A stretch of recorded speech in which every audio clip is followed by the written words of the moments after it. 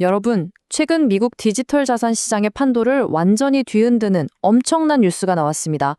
바로 코인베이스가 연방정부 기관인 통화감독청 OCC로부터 승인을 받았다는 소식이었죠. 이 소식만으로도 시장이 들썩였는데요. 하지만 오늘 분석에서는 이 뉴스의 겉모습이 아니라 그 속에 숨겨진 진짜 의미, 그러니까 미국 디지털 금융의 미래를 결정할 거대한 설계도를 한번 제대로 파헤쳐 보겠습니다. 코인베이스는 대체 뭘 포기하고 뭘로 얻었을까요? 그리고 그들이 내건 백기가 어떻게 미국 의회의 CLT 법안이 사실상 100% 통과될 거라는 강력한 신호탄이 되었는지 지금부터 그 깊은 속사정을 한번 들여다보겠습니다. 아마 많은 분들이 이 뉴스 딱 보고 와, 코인베이스가 드디어 정부 공인 진짜 은행이 되네? 이제 스테이블 코인으로 높은 이자 받는 시대가 다시 오겠구나. 이렇게 생각하셨을 거예요. 언뜻 보면 너무 당연하고 합리적인 기대처럼 보이죠. 하지만 제가 오늘 딱 잘라 말씀드릴게요. 이건요, 이번 사건의 본질을 180도 완전히 잘못 이해한 겁니다. 사람들을 흥분시킨 이 헤드라인은 정작 가장 중요한 핵심, 미국 구제당국의 진짜 속내를 완벽하게 놓치고 있는 거죠. 그렇다면 이제 진짜 질문을 던져봐야 합니다. 코인베이스가 연방기관 승인을 받은 게 은행이 되는 게 아니라면 도대체 뭘 의미하는 걸까요? 아니, 코인베이스는 왜 스스로 나서서 우리는 은행이 아니다라고 그렇게 강하게 선을 그었을까요? 미국 통화감독청, 이 OCC가 수십 페이지짜리 승인 문서 곳곳에 교묘하게 숨겨놓은 진짜 메시지는 과연 무엇일지 오늘 흩어진 퍼즐 조각들을 맞추어서 이 거대한 그림의 실체를 한번 확인해 보겠습니다. 자, 이 거대한 변화의 흐름을 이해하기 위해서 우리가 오늘 어떤 순서로 살펴볼 거냐면요. 먼저 왜 헤드라인이 오해를 불러일으키는지 그 이유부터 명확히 짚어볼 거고요. 그리고 이 모든 상황을 꿰뚫어 볼 수 있는 열쇠, 바로 제가 지난 3월에 제시했던 세 개의 계층이라는 분석 모델을 다시 꺼내보겠습니다. 이 분석 틀을 가지고 OCC 공식 문서에 숨겨진 메시지를 하나하나 해독한 뒤에 이 사건 하나가 어떻게 미국 상원의 클래리티 법안 통과를 가리키는 100%짜리 신호가 되는지 논리적으로 증명해 드릴 겁니다. 그리고 마지막으로 이 모든 변화가 만들어낼 새로운 금융 운영 체제는 어떤 모습일지 그 미래까지 그려보겠습니다. 자, 이제 본격적으로 분석의 신장부로 한번 들어가 보죠. 오늘 이 복잡한 뉴스를 정확하게 해독하기 위한 완벽한 열쇠, 그 로제타석은요, 사실 제가 몇 주 전에 이미 시장에 제시했던 분석 틀 안에 모두 들어있습니다. 과거의 예측이 지금 벌어지고 있는 일을 얼마나 놀라울 정도로 정확하게 설명하는지 그 과정을 직접 한번 보여드릴게요. 이건 단순한 해설이 아니라 미래를 내다본 분석이 현실에서 검증되는 과정입니다. 이 타임라인을 한번 보세요. 정말 중요합니다. 저는 코인베이스 뉴스가 터지기 한참 전인 2020년 3월 20일에 새로운 시장 구조라는 제목으로 미국 규제당국이 디지털 자산 시장을 어떻게 재편할 것인지에 대한 분석을 내놨습니다. 그리고 닷새 뒤인 3월 25일에는 한 걸음 더 나아가서 새로운 보상 철학이라는 보고서로 그 밑에 깔린 철학적인 변화까지 분석했죠. 그리고 마침내 4월 2일 코인베이스의 OCC 승인 뉴스가 나왔는데 이게 바로 제가 제시했던 분석이 한치 오차도 없는 현실이었다는 걸 확인시켜주는 결정적인 증거로 등장한 겁니다. 예측이 현실이 되는 과정, 그 자체인 거죠. 자, 제 3월 20일 분석의 첫 번째 핵심 개념 다시 한번 짚어볼게요. 제가 그때 보고서에서 미국 규제당국은 더 이상 모든 디지털 자산을 암호화폐라는 한 바구니에 담아서 보지 않는다고 분석했습니다. 대신 그 기능에 따라 세 개의 명확한 계층으로 나눠서 규제 체계를 만들고 있다는 거였죠. 첫 번째 계층은 스테이블 코인처럼 결제에 쓰이는 결제 자산, 두 번째는 주식처럼 투자 수익을 목적으로 하는 투자 자산, 그리고 마지막 세 번째는 블록체인 네트워크 운영에 꼭 필요한 네트워크 및 도구 같은 인프라 자산입니다.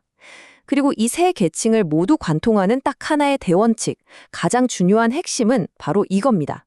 단순히 자산을 보유하고 있다는 이유만으로 이자를 받는, 즉 잔고 기반의 수동적 이자는 원칙적으로 금지한다. 그리고 3월 25일에는 이 구조적 분석을 바탕으로 미국 규제 철학의 근본적인 변화를 짚었습니다. 이제 디지털 자산 세계에서 보상을 받으려면 그냥 소유하는 것만으로는 안 된다는 겁니다. 네트워크의 안정과 성장에 실제로 기여하고 참여하는 활동을 해야만 보상을 받을 자격이 생긴다는 게 새로운 철학의 핵심이죠. 이 거대한 흐름 속에서 과거에 높은 이자를 주던 스테이블 코인의 위상은 완전히 달라집니다. 더 이상 은행의 고금리 예금을 대체하는 투자 상품이 아니라 연방정부의 엄격한 감독을 받는 단순 결제 수단으로 그 역할이 쪼그라드는, 말하자면 격화되고 있다는 겁니다. 이게 제가 몇 주 전에 내린 결론이었죠. 자, 이제 우리가 완벽하게 준비가 됐습니다. 이 3개의 계층과 기여 기반 보상이라는 아주 날카로운 렌즈를 가지고 다시 현재로 돌아와 보겠습니다. 지난 4월 2일에 발표된 코인베이스의 OCC 승인 관련 문서들을 하나하나 까보면서 그 안에 숨겨진 진짜 의미를 찾아보죠. 가장 먼저 팩트 체크부터 정확히 해야겠죠. 2026년 4월 2일 코인베이스가 받은 건 최종적이고 무조건적인 승인이 절대 아닙니다. OCC가 발표한 공식 명칭을 보면 예비 조건부 승인 Preliminary Conditional Approval이라고 되어 있습니다. 여기서 제일 중요한 두 단어가 바로 예비 그리고 조건부예요. 이건 이제 너희 맘대로 사업해 라는 자유이용권이 아니라 우리가 내건 까다로운 조건 다 지키고 최종 시험 통과해야만 사업 시작할 수 있는 임시 허가에 가깝습니다. 시작부터 족쇄가 채워진 거죠. 가장 결정적인 증거는 코인베이스 입에서 직접 나왔습니다. 승인 발표 직후에 코인베이스가 공식 성명을 냈는데 시장의 오해를 막으려고 아주 명확하게 선을 그었어요. 우리는 상업은행이 아닙니다. 개인 예금 안 받고요. 부분 지급 준비금 같은 전통적인 은행 업무는 절대 안 할 겁니다. 바로 이겁니다. 아니, 모두가 그렇게 원하던 은행이라는 타이틀을 왜 스스로 걷어찼을까요? 그 답은 규제 당국이 내건 조건 속에 있습니다. 규제 당국인 OCC가 승인 문서에 명시한 조건들을 뜯어보면 답이 바로 나옵니다. 첫째, 코인베이스의 새 회사는 오직 자산을 안전하게 보관하고 관리하는 신탁 회사 일에만 집중해야 한다. 둘째, 은행 지주회사법에서 정의하는 은행 기준에 절대 해동되면 안 된다고 아예 못을 박아버렸죠. 셋째, 지니어스 법안 같은 현재 및 미래의 모든 관련 법규를 철저히 지켜야 한다. 그리고 마지막으로 이 회사를 만든 목적은 고객 자산을 맡아주는 수탁과 시장이 잘 돌아가게 돕는 인프라 제공이라고 딱 명시했습니다. 즉, OCC는 의도적으로 코인베이스를 은행이 아닌 완전히 새로운 역할로 규정하고 길을 열어준 겁니다. 이제 그림이 좀 선명해지시죠? 이 모든 증거들이 가리키는 결론은 딱 하나입니다. 미국 정부는 코인베이스를 예금받고 이자 주는 전통적인 은행으로 만들 생각이 전혀 없다는 거예요. 대신 연방정부의 아주 엄격한 감독 아래에서 디지털 자산을 안전하게 보관하고 거래 시스템을 제공하는, 말하자면 디지털 자산 시장의 금고지기이자 도로관리인이라는 새로운 역할을 딱 정해주고 제도권 안으로 끌어들이고 있는 거죠. 이 새로운 역할이 얼마나 큰 판이냐면 이 숫자 하나로 설명이 끝납니다. 2,457억 달러. 와, 우리 돈으로 환산하면 거의 340조 원이에요. 천문학적인 금액이죠. 이게 2025년 6월 기준으로 코인베이스가 이미 연기금이나 자산운용사 같은 대형 기관들 자산을 대신 보관해주던 사업 규모거든요. 바로 이 어마어마한 사업이 이제 연방정부 공인이라는 타이틀을 달고 제도권 금융의 중심으로 들어오게 되는 겁니다. 그리고 이 길이 절대 쉬운 길이 아니에요. OCC가 아주 깐깐한 운영 조건들을 줄줄이 달아놨거든요. 최소 6천만 달러의 핵심 자본을 항상 유지해야 하고 위기 상황에서도 6개월을 버틸 수 있는 현금을 갖고 있어야 합니다. 사업 시작 전에는 OCC 감독관들의 현장 실사까지 통과해야 하고요. 심지어 사업 방향을 조금이라도 바꾸려면 사전에 보고하고 허락까지 받아야 해요. 이건 뭐 이제 끝났다, 승리했다가 아니라 이제부터 우리 통제하에 들어와라는 신호탄에 가깝습니다. 자, 지금까지는 코인베이스라는 한 회사에 대한 행정부 소속 규제기관의 움직임을 깊이 파고들었죠. 이제 시야를 확 넓혀보겠습니다. 이 규제 결정 하나가 어떻게 미국 전체의 입법부, 특히 상원에서 논의 중인 CLRT 법안의 운영과 직접적으로 연결되는지, 그리고 그 법안의 통과 가능성을 100%에 가깝게 만드는 결정적인 신호가 되는지를 보여드리겠습니다. 자, 바로 이 슬라이드가 오늘 분석의 클라이맥스이자 모든 걸 증명하는 결정적 증거입니다. 화면 왼쪽은 지금 미국 상원에서 논의 중인 클래리티 법안의 핵심 문구예요.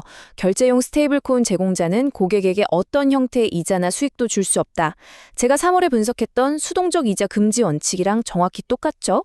그런데 화면 오른쪽을 보세요. 법안은 동시에 거래, 스테이킹, 거버넌스, 플랫폼 사용, 유동성 제공 같은 적극적인 활동에 대한 보상과 인센티브는 명시적으로 허용하고 있습니다. 자, 이게 우리가 방금 본 OCC의 결정, 즉 은행 업무, 이자 지급은 안 되지만 인프라 제공, 활동 기반 수수료는 된다는 논리랑 철학적으로 소름 돋게 똑같다는 거 보이시죠? 이건 절대 우연일 수가 없습니다, 여러분. 한 나라의 금융정책을 총괄하는 행정부랑 새로운 법을 만드는 입법부가 이렇게 똑같은 언어와 논리로 움직인다는 건 이건 뭐 보이지 않는 곳에서 이미 완벽하게 말을 맞췄다는 아주 강력한 신호입니다. 목표는 명확합니다. 가만히 앉아서 돈 버는 수동적 수익 모델은 위험하니까 막고 대신 네트워크 생태계에 실제로 기여하는 활동에 대한 보상 모델은 적극적으로 키워주겠다는 겁니다. 그리고 이게 그냥 제 추측이나 분석이 아니라 워싱턴 정계에서 실제로 벌어지고 있는 일이라는 증거가 있습니다. 법안을 주도하는 핵심 인물인 팀 스콧 상원의원은 스테이블 코인 수익 문제에 대한 새로운 타협안이 곧 나온다고 공개적으로 말했고요. 신시아 루미스 상원의원도 4월 중순에 이 법안에 대한 구체적인 조문 심사가 시작될 것이라고 예고했습니다. 즉, 입법 절차가 이 거대한 타협점을 향해서 아주 빠르게 진행되고 있다는 가장 확실한 증거죠. 그래서 이 모든 증거들을 종합한 저의 결론은 확고합니다. 코인베이스는 스테이블 코인으로 이자나 수익을 주는 문제를 놓고 규제 당국과 더 싸우는 걸 포기했습니다. 전략적으로 백기를 든 거죠. 하지만 그 대가로 연방정부의 공인을 받는 미국 디지털 금융시장 전체의 핵심 인프라 사업자라는 비교도 안 되게 훨씬 더 큰 판을 차지하게 된 겁니다. CRRT 법안 통과의 가장 큰 걸림돌이었던 이자 지급 문제가 이렇게 해결되면서 이제 이 법안이 의회를 통과할 길은 사실상 활짝 열렸다고 봐야 합니다. 자, 그럼 이 모든 변화들이 만들어낼 미래는 과연 어떤 모습일까요? 마지막으로 이 거대한 지각 변동의 의미, 즉 미국이 주도하는 새로운 디지털 금융 운영 체제 OS의 탄생에 대해 설명해 드리면서 오늘 분석을 마무리하겠습니다. 제가 미국식 디지털 금융 OS라고 부르는 이 개념은요, 단순히 암호화폐 몇 개 규제하는 차원의 얘기가 아닙니다. 우리 컴퓨터에 윈도우나 맥 OS가 깔려야 다른 프로그램들이 안정적으로 돌아가잖아요. 딱 그런 개념입니다.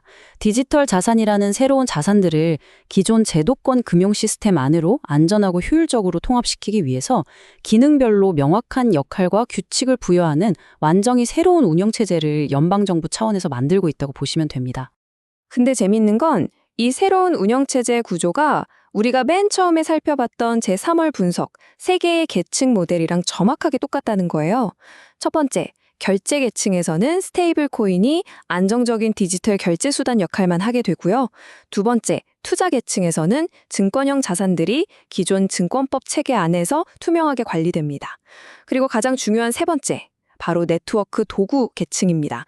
바로 여기가 앞으로 새로운 부가가치가 만들어지고 시스템에 기여하는 활동에 기반한 보상이 합법적으로 주어지는 생산적인 자본이 모이는 핵심 영역이 될 겁니다. 이 새로운 금융 OS가 완전히 깔리면요, 게임의 룰이 근본적으로 바뀝니다. 더 이상 어떤 코인 가격이 오를까? 이게 중요한 게 아니에요. 진짜 싸움은 이 거대한 금융 시스템의 기반이 되는 철로, 즉 레일을 누가 통제하고 운영하느냐의 싸움이 될 겁니다. 이 새로운 세상에서 가장 가치 있는 건 고객 신원 확인, KYC, KYB를 서비스로 제공하거나 정부에 등록된 지갑으로 안전하게 접근하는 통로를 열어주거나 네트워크에 얼마나 기여했는지를 객관적으로 증명해주는 프로젝트들이 될 거예요. 즉, 서비스형 신원 인증, KAS 이나 접근 레일 구조를 제공하는 곳들이 구조적으로 가장 유리한 위치를 차지하게 되는 거죠. 그러니까 앞으로 우리가 이 시장을 보면서 던져야 할 질문은 이제 근본적으로 바뀌어야만 합니다. 다음번에 100배 오를 코인은 뭐지? 이런 단기적인 질문이 아니에요. 진짜 우리가 던져야 할 거시적이고 본질적인 질문은 바로 이겁니다. 앞으로 다가올 이 거대한 미국식 디지털 금융 운영 체제의 핵심 인프라, 그 돈과 데이터가 흐르는 레일을 장악하는 플레이어는 과연 누가 될 것인가? 이 질문에 대한 답을 찾아가는 여정, 앞으로도 계속 저와 함께 해주시길 바랍니다.